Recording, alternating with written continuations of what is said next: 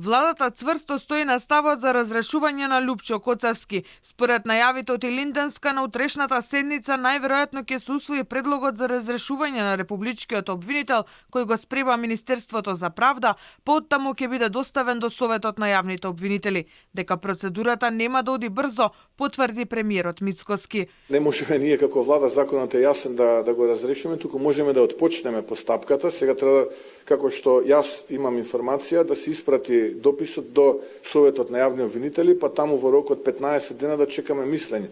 Така што оваа процедура ќе потрае. Нема да заврши инстант брзо, сакам да кажам, можеби ќе трае и неколку недели, би рекол, можеби и неколку месеци. Таков е законот. Според досега објавеното, владата бара разрешување на Коцевски поради нарушен углед на обвинителството, низа скандали, нарушена функционалност и незаконско постапување и корупција, неефикасност и повреда на самостојноста на обвинителите.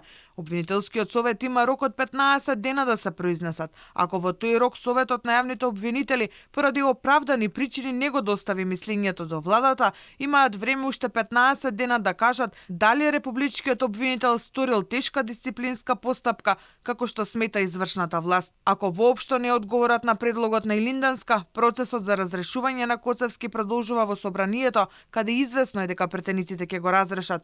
Во законодавниот дом ќе треба да се избере и нов републички обвинител, но за сега за наследник на Коцевски не се разговарало во владината коалиција. Сите партнери се согласни дека треба да биде професионалец кој ќе ја врати довербата во правосудството, што е и повеќе од катастрофално.